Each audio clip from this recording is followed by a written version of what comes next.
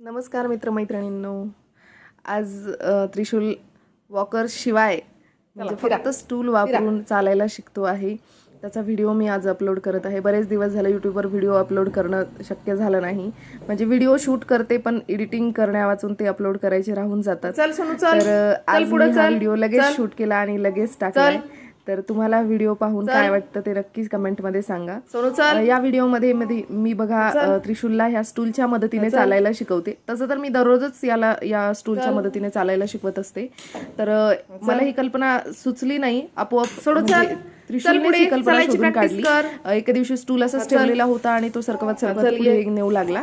मग मला छान कल्पना सुचली का रे याचा आपण वॉकर म्हणून पण उपयोग करू शकतो. तर वॉकरचे बरेचसे फायदे आणि तोटे तुम्हाला माहितच आहेत. मी वॉकर काही घेतलेलं नाहीये कारण त्या वॉकरचे फायदे कमी आणि तोटे जास्त असतात आणि दुर्घटना किंवा अपघात होऊ शकतात वॉकरमुळे. आणि मुलाचा म्हणजे आपल्या बाळाचा नैसर्गिकपणे जो विकास व्हायचा आहे तो होत नाही त्या वॉकरमुळे.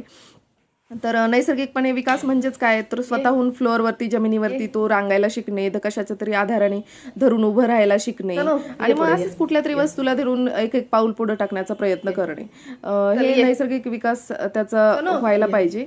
म्हणून आम्ही वॉकर नाही घेतलेला. तर माझ्या मुलाने वॉकर शोधून काढलाय घरामध्ये आणि ह्या स्टूलच्या मदतीने तो चालायला शिकतोय. पडला तरी तो म्हणजे आपण जवळच असतो त्यामुळे धरून आपण त्याला मदत करू शकतो. तर नक्की व्हिडिओला लाईक करा, शेअर करा आणि थँक्यू.